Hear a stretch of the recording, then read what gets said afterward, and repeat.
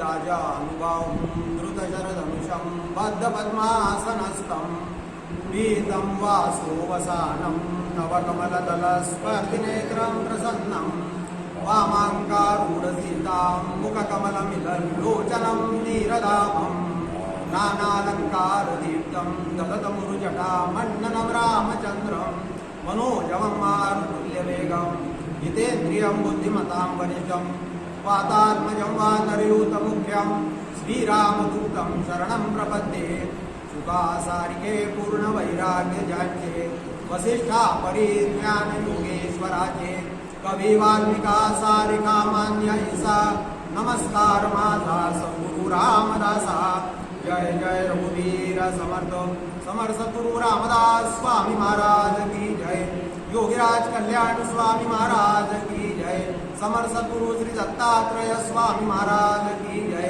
समर्थ सद्गुरु श्री आबा महाराज की जय समर्थ सद्गुरु श्री वासुदेव महाराज की जय जय जय रघुवीर समर्थ।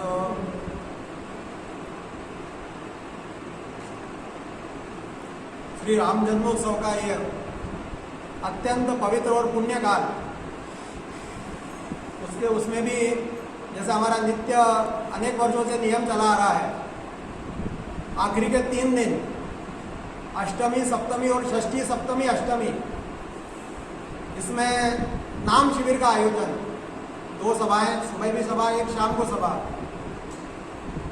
शाम की सभा अमूमन हिंदी में किसी विषय पर लेकर किसी संत का आगमन, उनके सान्निध्य में किसी एक परमार्थिक चर्चा, उसमें भी आज रामधुन है, एक और एडिशन। लेकिन इतना सब होते हुए भी जो देश में चल रहा है, जो ब्रह्मांड में चल रहा है, ऐसा कहूं तो भी गलत नहीं है, वो अत्यंत भयावह और अत्यंत दुखावह है, जिसके बादल कह सकते हैं। हमारे रामधुन सत्संग पर भी मंडराने लगे हैं। अपने घर पे या अपने साथ में बैठ के 5-25 लोग 50 लोग बैठ के सत्संग भी कर सकें, ये भी दूभर हो गया है। लेकिन इसका एक पक्ष और भी है, एकांत पक्ष है, कम से कम लोगों में और कम से कम इसमें साधना की जाए भगवान की। अपन वो विषय पर आएंगे। क्या प्रयोजन है? हम ये भगवान का उत्सव मना रहे हैं, राम जन्म मना रहे हैं, भगवान को सजाते हैं, रोज नित्य कर्म चल रहा है, लोग जुड़े हुए हैं, क्या क्या उद्देश्य है इसका? क्या ये सब किस लिए कर रहे हैं? ऐसा सवाल है, किस लिए कर रहे हैं? क्या हमारे लिए कर रहे हैं या भगवान के लिए कर रहे हैं? यदि हम ये कहें कि भगवान के लिए हम कर रहे हैं, तो थोड़ा सा हमें सोचना पड़ेगा। निर्गुण निराकार परब्रह्म वो है जिसको किसी चीज की आवश्यकता ही नहीं है। ये बाह्योपचार जितने भी हम कर रहे हैं, उसमें उपासना भी वही आती है। जो हम भजन कर रहे हैं, जो उपासना कर रहा है, वो भी समर्थ बनता है, वो भी एक भ्रम ही है। जो हम भगवान की भक्ति कर रहे हैं, उपासना कर रहे हैं ना, वो भी भ्रम ही है। जैसे भगवान के लिए हम यह उत्सव कर रहे हैं, ये हमारा भ्रम है, उसी प्रकार ये उपासना हम कर रहे हैं, भक्ति कर रहे हैं, नाम जप कर रहे हैं, रामधुन कर रहे हैं और भगवान को प्रसन्न कर रहे हैं, ऐसा यदि हमारा मानना है तो वो भी एक भ्रम ही है। ऐसा समर्थ रामदास जी कह रहे हैं। एक बहुत सुंदर एक ये आता है समर्थ की उपासना में। समर्थ कहते हैं, तुम्हासी आम्ही जागविले आपुल्या चाड़ा। मतलब पूरे दिन भर जो भगवान को हम श्रृंगार, सुबह पूजा की, हमने सुबह जल्दी उठाया भगवान को, काकड़ आरती की, उनकी मंगल आरती की। भगवान को इच्छा हो सकती है सोने की इच्छा हो, मैं सो रहा हूँ, मुझे आज 8 बजे तक सोने की इच्छा है, मान के चलिए रात में मेरी नींद नहीं हुई, किसी कारण से नहीं हुई, या मच्छरों ने काटा, या हो सकता है मेरी तबीयत ठीक नहीं हो, और कोई कारण हो, मुझे सुबह 8 बजे सोने की इच्छा है, और घर वाले मुझे 5 बजे उठा के उठो 5 बजे उठिए, तो क्या कैसा लगेगा मुझे? भगवान को कभी ऐसा नहीं होता कि उनको थोड़ा सोने की इच्छा हो, या जरा सोते हैं थोड़ा सा, और हमने 5 बजे 6 बजे हमारे आए, हमने ठन करके भगवान को उठा दिया, आरती की, मंगल आरती की, भोग खिलाया, माखन भोग खिलाया, लड्डू का भोग लगाया। उनकी इच्छा नहीं है कुछ भी, लेकिन हमारे लिए भक्त के लिए जबरदस्ती करना पड़ रहा है।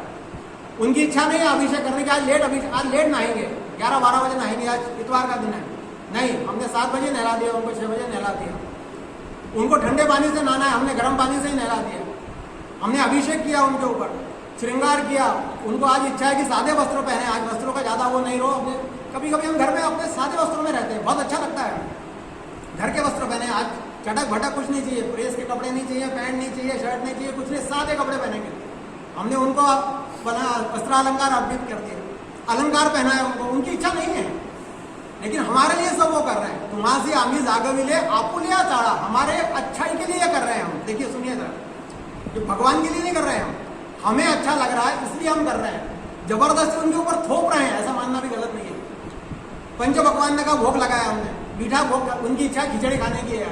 कभी ऐसा नहीं होता क्या कि हमारी इच्छा होती है घर में कि आज कुछ नहीं, बहुत हो गया, शादी ब्याह बहुत हो गए, अब सारा खाना बनाओ, वो पंच पकवान से भी बढ़िया है, लेकिन हमने उनको पकवान में खिलाया, मीठा खिलाया, पूरण पोली खिलाई, क्या क्या खिलाया, लेकिन उनकी इच्छा नहीं है, खाना पड़ा, क्या करें।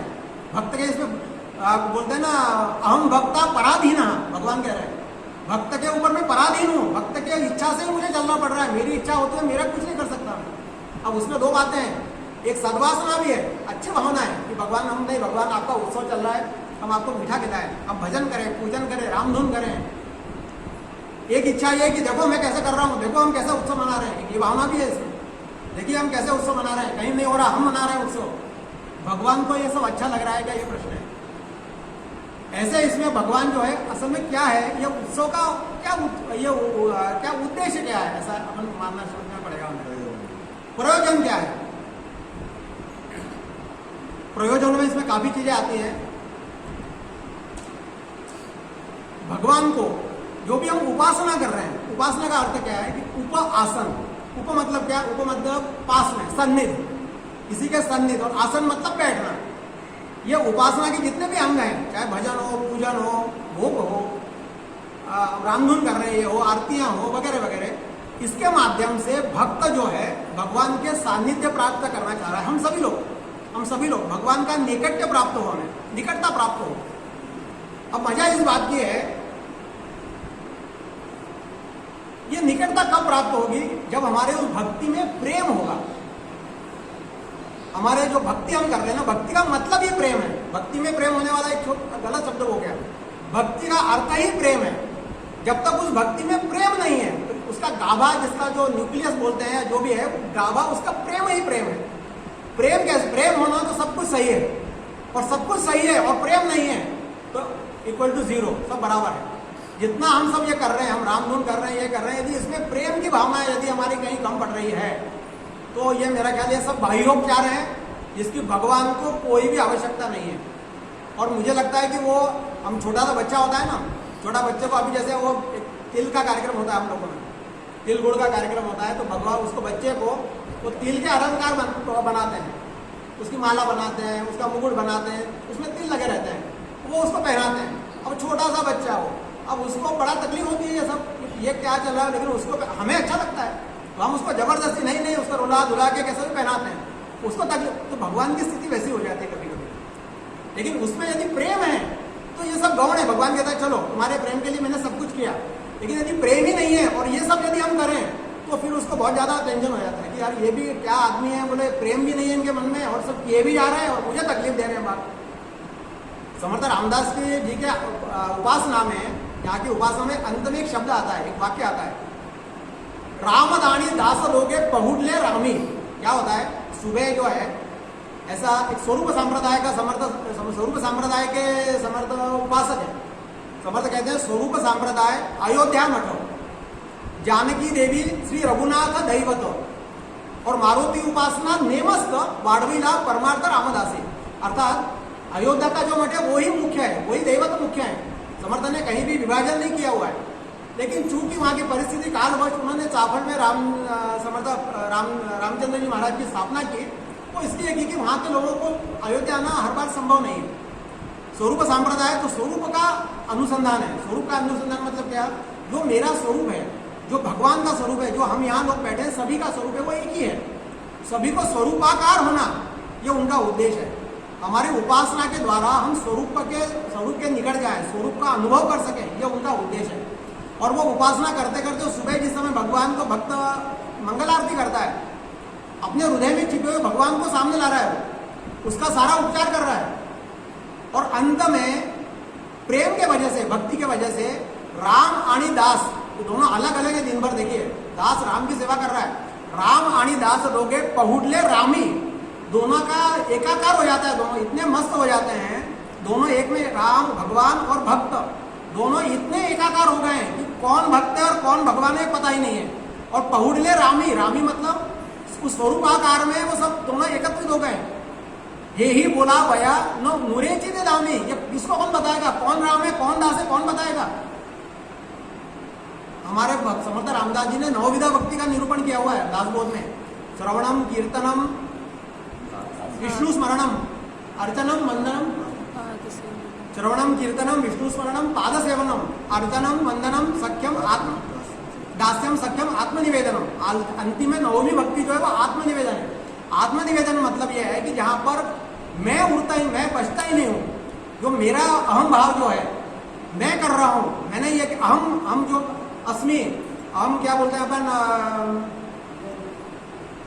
समर्पयामी, मी जो लगता है ना, समर्पयामी वो वस्तुतः मी छोटा है, वो छोटा मी है वो, लेकिन बोलते समय हम समर्पयामी मतलब मेरा, मैं कर रहा हूँ, ये मैंने उपचार मैंने आपको दिया, ये अच्छा भोग मैंने लगाया आपको, इतनी अच्छी पूजा मैंने की, ये आरती सुंदर मैंने की।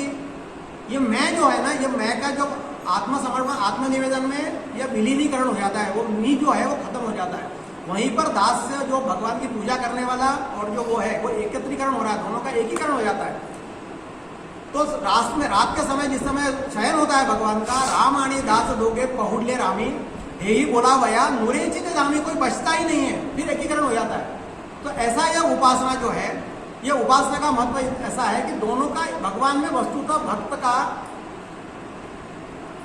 विलीनीकरण भगवान में होना चाहिए, हम आपको खुद बचना ही नहीं चाहिए। एक बहुत सुंदर एक ये आता है, एक बार नारद मुनि जी हैं तो प्रभु रामचंद्र भगवान जी के पास जाते हैं और भगवान जी एक डायरी देख रहे हैं, उनके पास डायरी है, डायरी देख रहे हैं। बोले प्रभु ये क्या देख रहे हैं आप? बोले कुछ नहीं नारद जी, उन्होंने बंद कर दी, बैठो आप बैठो। बोले कैसे आए? बोले नहीं ये क्या है दिखाइए आप। अरे इससे क्या, नहीं महाराज जी, मुझे, महाराज जी हैं परम भक्त हैं प्रभु के, उनको जिद करने का अधिकार है, प्रेम से उन्होंने भगवान को बांध के रखा हुआ है। बोले नहीं ये डायरी दिखाइए। ठीक है भैया, नहीं मानते देख लो, उसमें लिस्ट है लंबी। बोले ये क्या है? बोले ये मेरे भक्तों की लिस्ट है। बोले जो भक्त लोग हैं ना, जो मेरा क्या बोलते हैं, मेरी उपासना करते हैं, मेरा वंदन करते हैं, मेरा अर्चन करते हैं, मेरी भक्ति जो करते हैं ना, उन भक्तों की लिस्ट है इसमें। नारद जी देखते हैं उसमें, नारद जी का नाम है उसमें, खुश होते हैं मेरा नाम है इसमें। और देखते हैं बोले हनुमान जी का नाम इसमें दिख नहीं रहा। तो बोले ठीक है नारद, मुझे मालूम नहीं, वो बंद कर। बोले ठीक है, दूसरा विषय शुरू करते हैं भगवान जी। नारद जी के मन में ये बोले हनुमान जी का नाम इस लिस्ट में नहीं है, इतनी बड़ी लिस्ट है भक्तों की। तो हनुमान जी के पास जाते हैं। बोले नारद जी हैं वो, तो हनुमान जी के पास जाते हैं। अरे बोले आप सारे दिन राम राम राम राम करते रहते हैं, आप जैसा भक्त नहीं, परम भक्त हैं और ये है वो है। बोले आपका लिस्ट में नाम ही नहीं है उसमें। बोले कौन सी लिस्ट? बोले उनके पास डायरी है भगवान के पास में, रामचंद्र के पास में लेके आया, उसमें सबके नाम है, मेरा नाम भी है, आपका नाम नहीं है। अब बोले हो सकता है नारद जी, हो सकता है नहीं हो, उनकी नहीं इच्छा हो। बोले मेरे को उससे क्या, उनके लिस्ट में है नहीं है, मुझे क्या करना। बोले नहीं ऐसा कैसा, ऐसा कैसा? बोले ऐसा है नारद जी, हो सकता है, मैंने ऐसा सुना है, मुझे मालूम नहीं, मैंने सुना है कि उनके पास एक डायरी और है छोटी सी, हो सकता है उस डायरी में हो। चलो देखते हैं। फिर जाते हैं रामदेव के पास। बोले महाराज जी आपके अपने एक छोटी डायरी भी है। बोले नारद जी ये तुमको इसने बताया था? बोले नहीं मुझे हनुमान जी ने बताया था। बोले इन सब बातों से तुम्हें क्या करना? नहीं बोले महाराज जी वो दिखाई, डायरी दिखाई। बोले उन्हें डायरी दिखाते हैं, सबसे पहला नाम उसमें हनुमान जी महाराज का है। बोले ये क्या, ये कौन सी डायरी है? बोले ऐसा है, जो मेरी भक्ति करते हैं ना, उनकी जो लिस्ट है वो बड़े डायरी में है, और जिनकी भक्ति मैं करता हूँ, जिनके मेरे लिस्ट में जिनका नाम है, वो जो है वो ये डायरी है। तब नारद जी को पता पड़ता है ये उपासना है, जो उत्सव महोत्सव हो रहे हैं ना, देखिए हमारे लिस्ट में तो भगवान जी का नाम है ही, सभी लोग राम जी को जानते हैं, कृष्ण जी को जानते हैं, अभी हम वृंदावन हो गया है, वहां पे राधे राधे करके आया, उसमें कोई बात ही नहीं है। सवाल इस बात का है कि उनके लिस्ट में हमारा नाम है कि नहीं। उनकी जो डायरी है, उस डायरी में मेरा नाम यदि मैं चढ़ा सकूं, मेरे ख्याल मेरे जीवन का जो है ना साफल्य इसमें, मेरे कर्म से, मेरी निष्काम सेवा से। करी ना काम निष्काम या राघवाचे, समर्थ रामदास जी कह रहे हैं, करी काम निष्काम या राघवाचे, करी रूप स्वरूप सर्वाजीवांचे, आणि करी छेद निर्द्वंद्व हे गुण गाता, हरि कीर्तनी वृत्ती विश्वास होता। अर्थात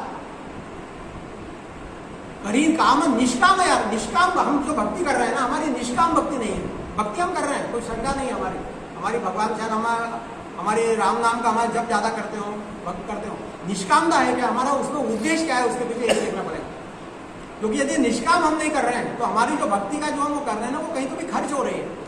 एक पानी की टंकी बहुत बड़ी बनी हुई है, उसमें पाइप चल रहा है, पानी पंप से भर रहा है, लेकिन टंकी भरी नहीं रही। तो बोला भाई ऐसी क्या बात है, पंप चल रहा है, पानी आ रहा है टंकी में, आधे पानी टंकी भर क्यों नहीं रही? उसका कारण है उसकी पाइप में एक लीकेज है, तो लीक में से पानी लीक हो रहा है ना उसमें से, आप बहुत भर रहे हो उसमें। हम भक्ति रोज कर रहे हैं, लेकिन यदि हमारे निष्काम भक्ति नहीं है तो उसमें लीकेज है हमारी भक्ति में, और वो एकत्रित वो कहीं जम नहीं रही।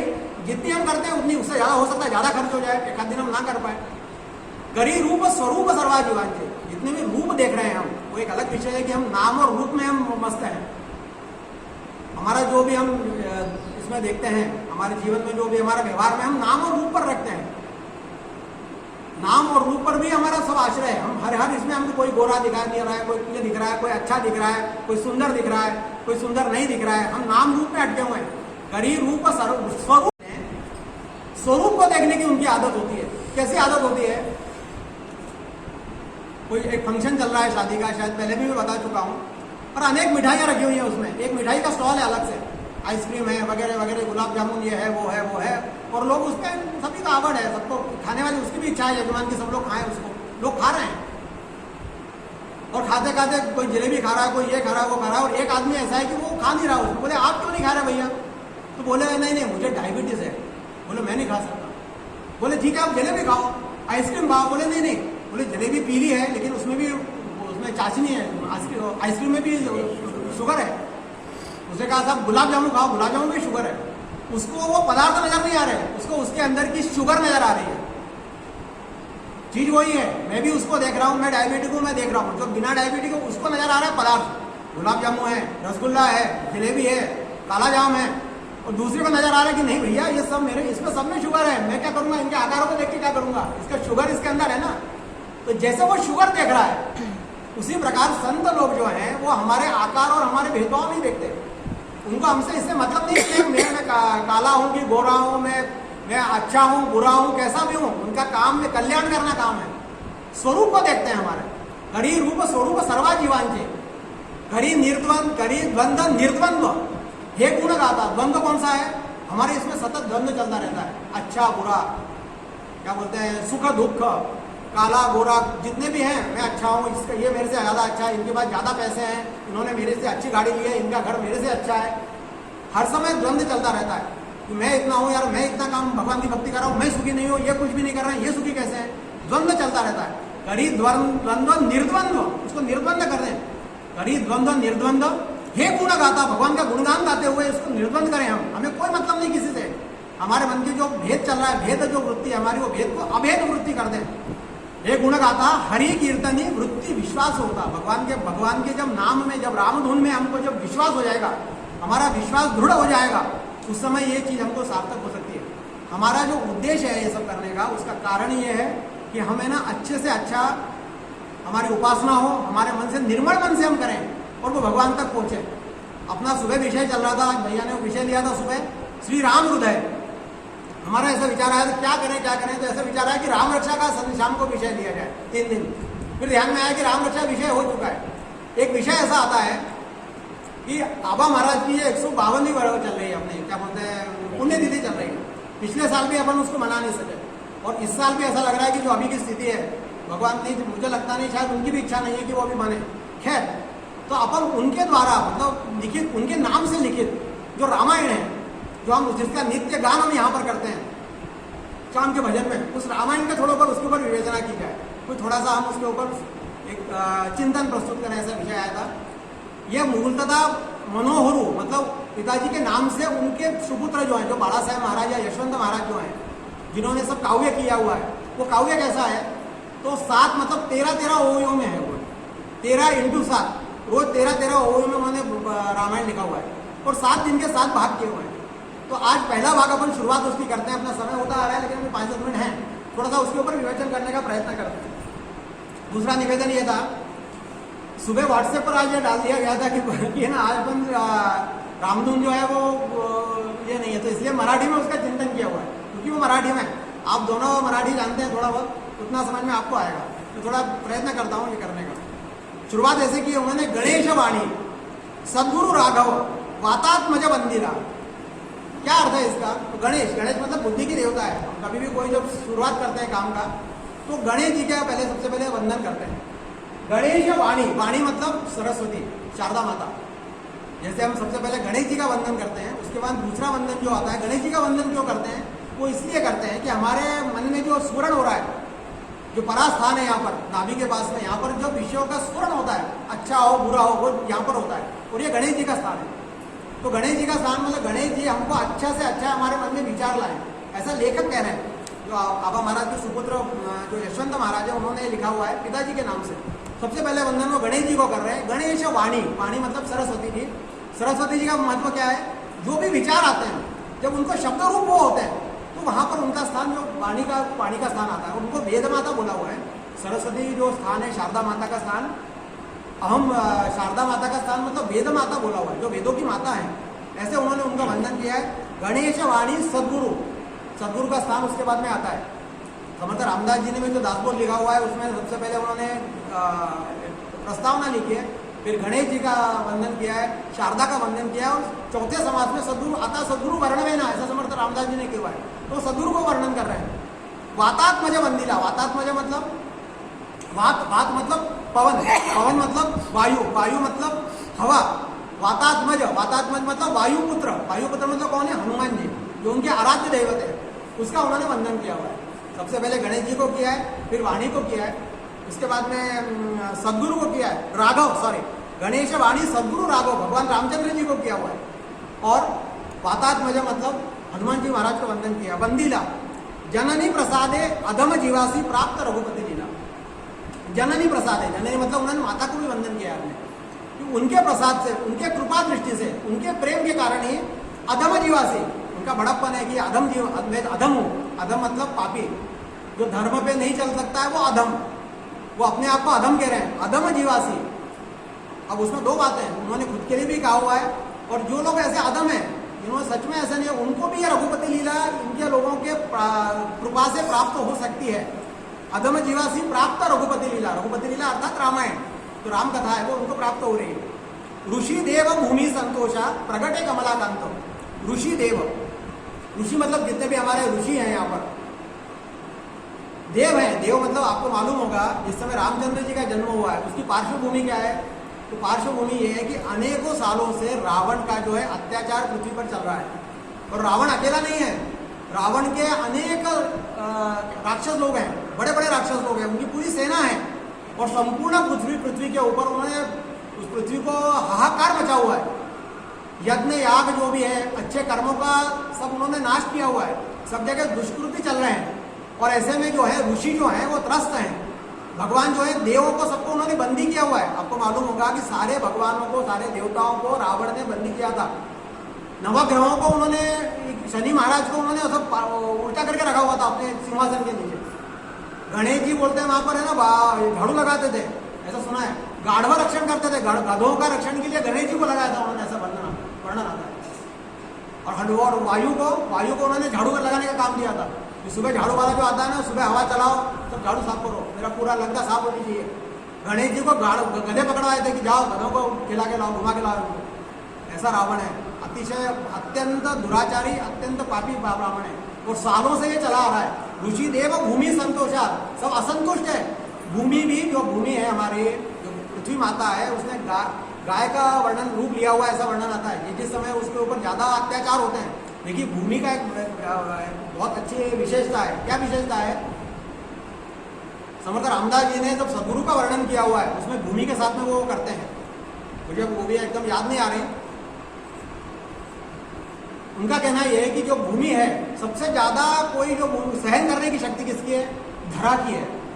धरा की जो शक्ति है हमारे, देखिए हम ये भूमि के ऊपर हम अच्छी चीजें भी डालते हैं, हम अपना मलमूत्र त्याग भी इसके ऊपर, वमन भी उसके ऊपर करते हैं, थूकते भी हैं, सब कुछ हमारे जैसे हजारों लाखों करोड़ों लोगों का वो सहन करती है। जो धारणा शक्ति है ना, सहन शक्ति जो है वो भूमि की है, भूमि की सहन शक्ति है। लेकिन सदगुरु का वर्णन करते हुए समर्थ रामदास जी कहते हैं कि सदगुरु भूमि से भी इसलिए वो है कि ये सब तो चीज ठीक है, लेकिन हमारे दुर्गुणों का जो बोलते हैं ना भार जो है वो पृथ्वी सहन नहीं कर सकती, वो सदगुरु सहन करते हैं।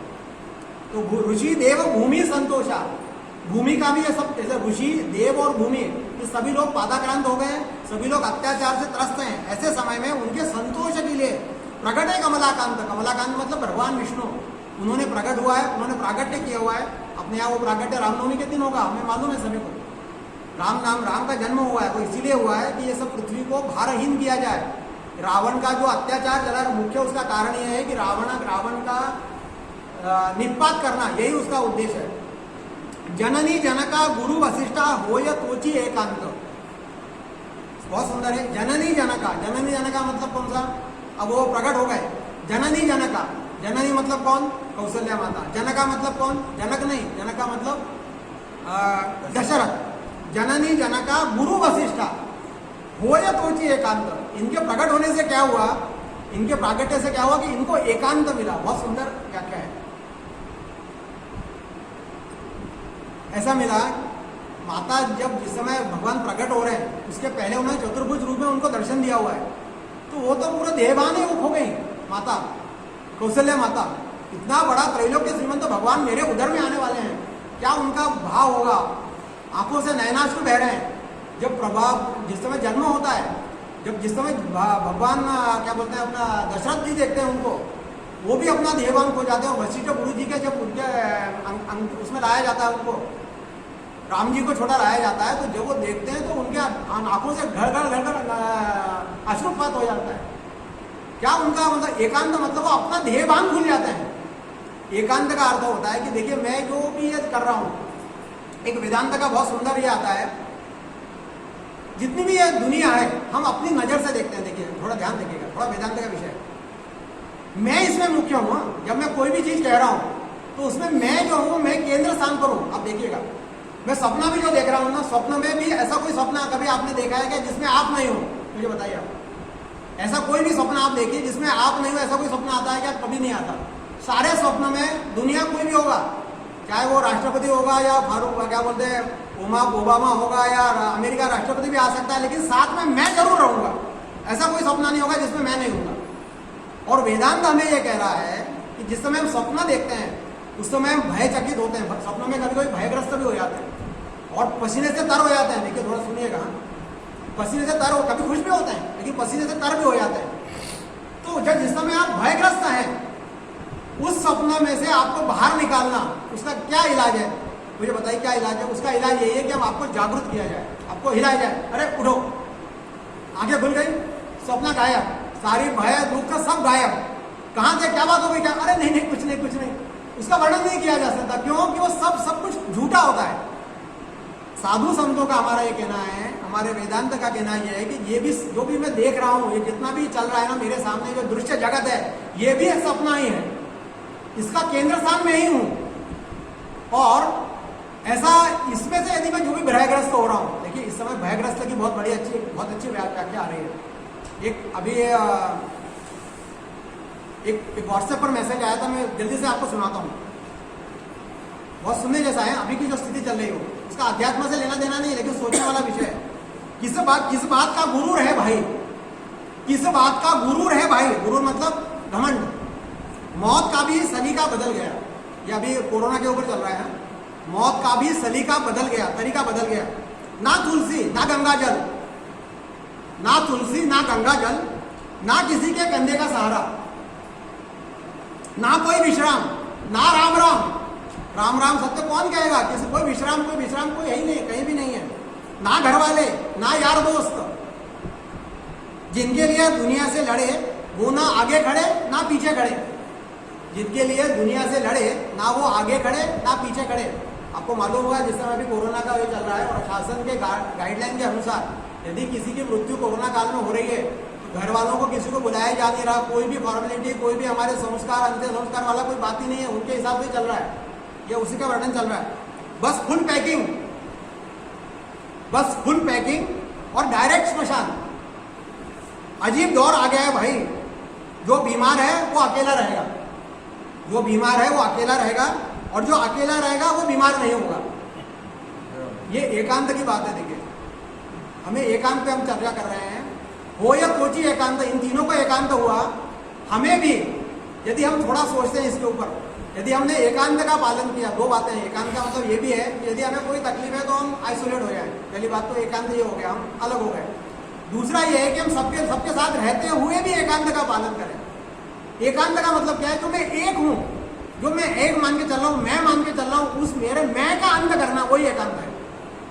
जो मेरा अहम भाव है, जिसके ऊपर मैं जग रहा हूं, जिसके ऊपर मेरी सारी दुनिया पूरी टिकी हुई है, उसके ऊपर ही, जिसके ऊपर मेरा घमंड जो गुरु है, इसका एकांत, इसका अंत करना, यही एकांत है। समर्थ कहते हैं जासी एकांत मानोला सर्वाधिक कड़े त्याला। जिसको एकांत, जिसने वो पचन में पड़ गया, सबसे पहले जो अच्छी बातें हैं, जो भी सुविचार है, सबसे पहले उसको समझ में आते हैं। समर्थ एकांत के ऊपर अच्छा विचार लिखा हुआ है, काफी और लिखा हुआ है। बहुदासती तीर्थ तापसी तीर्थम राशि गिरी कंदरी बेटी नाही जनासी। ऐसे लोग हैं जो गिरी कंदरों में रहते हैं, बेटी नाही जनासी, लोगों से मिलते नहीं, ऐसे लोग हैं। समर्थ उनका उदाहरण देते हैं। तो एक तो ये एकांत हो गया, और अपना समय होते आ रहा है, इसलिए मैं यही इसको रोकता हूँ। एक बात और कहता हूँ। एक बार ऐसा समर्थ रामदास जी का, ये रामधुन के माध्यम से थोड़ा विषयांतर कर रहा हूँ। रामधुन भी एक हमारा एक तरीका ही है। जैसे हर इस समय समाज का हर व्यक्ति सबजूत, हम अभी इसमें इतना अच्छा हो गया कि आपस में बैर कम हो गया है। सभी लोग, कोई भी जाति का हो, कोई भी हो, सब एक है इसमें। हम सभी को जो परिस्थिति आई है उससे लड़ना ही सीख रहे हैं। सब लोग अपने अपने परिस्थिति सब लोग तैयार कर रहे हैं। साधु संत अलग तरह से कह रहे हैं। जो भी हमारे डॉक्टर लोग हैं, उन्होंने अपना मेडिकल साइंस अपने को अलग बता रहा है, आयुर्वेद अलग बता रहा है। जो योग शास्त्री योगी हैं, वो योगी को दे रहे हैं, कोई काढ़ा दे रहा है, कोई तीर्थ दे रहा है, अलग अलग है। हमारा रामधुन भी एक ये माध्यम ही है। भगवान समर्थ रामदास जी के परंपरा का यह मठ है, और इसमें भी ये रामधुन के माध्यम से भी यदि हम राम नाम का आश्रय लेते हैं तो इससे क्या होगा? इससे ये होता है कि एक तो हमारी जो आत्मबल है, हमारा आत्मबल बढ़ता है। अभी सभी जगह ये बात आ रहा है कि आप है ना कोई भी निगेटिव बातें ना फैलाइए। यदि हम भगवान का आश्रय, भगवान नाम का आश्रय लेते हैं तो निश्चित तौर पे हमारा आत्मबल बढ़ेगा, और उसी को इम्यूनिटी बढ़ाना कहते हैं। अब जितनी भी चीजें खा रहे हैं, ठीक है, हमको करते रहे, बाह्योपचारों पे कोई नहीं है, लेकिन साथ में यदि भगवान का आश्रय हम लेते हैं, भगवान नाम का आश्रय हम लेते हैं, ये उपासना कर रहे हैं, ये हम उत्सव आदि धूमधाम से करते हैं, धूमधाम का मतलब मन से करते हैं, तो इसका भी परिणाम हमको देखने को मिलेगा। और ये भी कोरोना काल में ये भी हमको सहायक होगा, ऐसा कहने में मुझे संकोच नहीं है। एक बार ऐसा प्रसंग आता है कि समर्थ रामदास जी चाफल में थे, और उस समय उनको ऐसा ये आया कि एक तारड़े करके जगह है वहाँ पर, सातारा जिला में, तो वहाँ पर एक ऐसा ज्वर फैला हुआ था, कोई वायरस फैला था, और हजारों सैकड़ों लोग हैं ना वो इसमें बीमार पड़ रहे थे, पता नहीं पड़ रहा था क्या करें। तो कल्याण स्वामी जी ने समर्थ रामदास जी को यह मैसेज दिया कि महाराज वहाँ पर ऐसा ऐसा हो रहा है। तो उन्होंने एक मंत्र लिख के दिया। वो मंत्र लास्ट पिछले साल भी काफी चला, और दास विश्राम धाम ये ग्रंथ है, समर्थ का ऑथेंटिक ग्रंथ है, उसमें ये उसका उल्लेख आया हुआ है। और धुले में जो अपना समर्थ वाग्देवता मंदिर है, वहाँ पे जो श्री कृष्ण देव जो हो गए, शंकर श्री कृष्ण देव जी जो बड़े अच्छे समर्थ साहित्यिक हो गए, उन्होंने भी इसका उल्लेख किया। अपन 2 मिनट इस मंत्र को 2 लाइनें हैं, अपन यहाँ इस रामधुन के माध्यम से उस मंत्र का भी अपन 1-2 बार स्मरण करें, और ऐसा कहते हैं कि इससे भी काफी आत्मबल भरने में सहायक होता है। अपन जरा बोलें।